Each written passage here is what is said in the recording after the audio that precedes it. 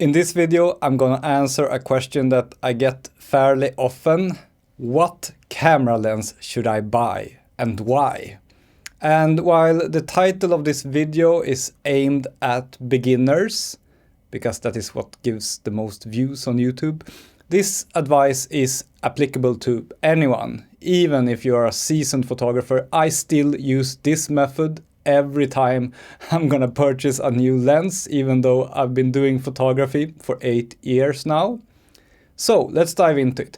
First of all, when it comes to buying camera lenses, I really urge you to look for used ones, because in most cases they are in excellent condition. Because you know what? Camera lenses is the kind of product that you very often buy thinking that, wow, I will use this every day for 10 years, and then you end up only using it a couple of times, and then it sits on a shelf for 3 or 4 years, and then one day you need money and you sell it used. And you can take advantage of that if you buy used lenses, because usually you get them in great condition. And usually they are maybe 30 to 40% cheaper than if you would buy a new one, and even though they are in mint condition. And that way you can actually buy a camera lens, and if you don't like it, you can just sell it yourself used and not lose any money at all. So basically this is a secret hack to rent lenses for free. And I'm doing this all the time, and it's just a little tip that you should really look into buying used lenses. Most of the time you can get great deals. So how do you then pick what lens to buy?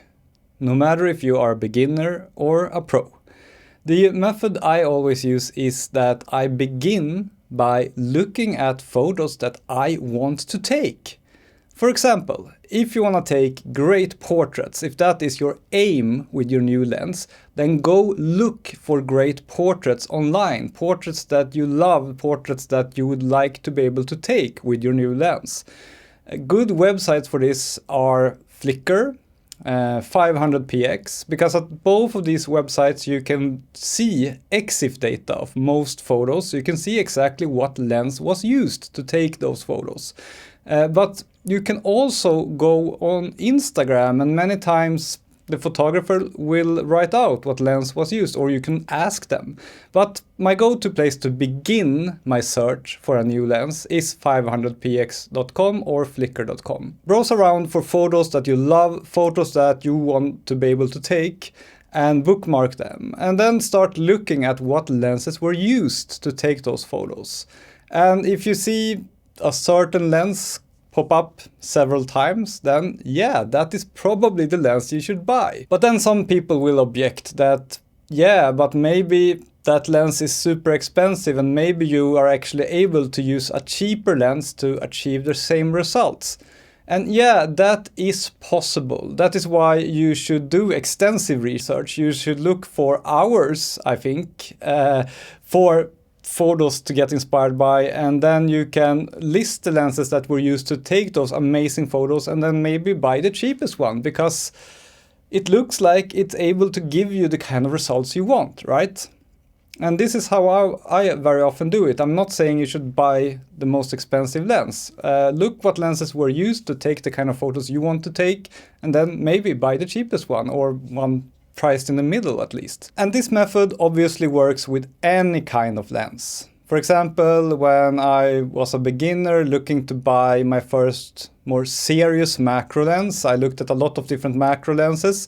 I looked at websites like 500px and Flickr, and I found several photos where people were using the Laowa 60mm macro lens to take photos that I found mind-blowingly beautiful.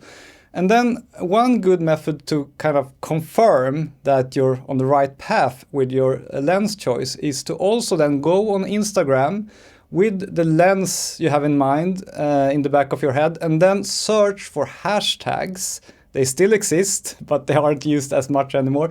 Search for hashtags associated with that lens. For example, if I was looking for the Laowa 60mm, then I just do hashtag Laowa 60mm and related hashtags. And then I just look at the pictures taken with this lens and see, are those the kinds of pictures I am looking to take? And if the answer is yes, then you would probably make a good choice by buying this lens.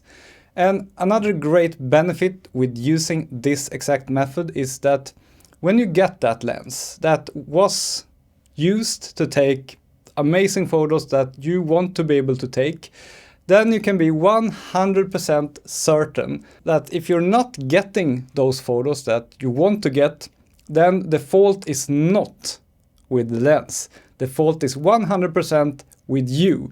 You simply need to do more training. You need to practice more to reach the level of skill that you need to take the photos you want to take. So I think it's a really nice method in that sense that once you get the gear purchase out of the way, you can never blame the gear because you know for certain that it can be used to take the kinds of photos you want to take. Yeah, that's my method for picking new lenses, and I still use it pretty much every time I'm buying a new lens. I look for reference photos, look what lenses were used to take them, and then I narrow down what lenses are good value for money, and then I buy them. That's it. Simple. My name is Micael Widell. I've been doing photography videos on YouTube for 8 years. If you would like to see me again, please consider subscribing.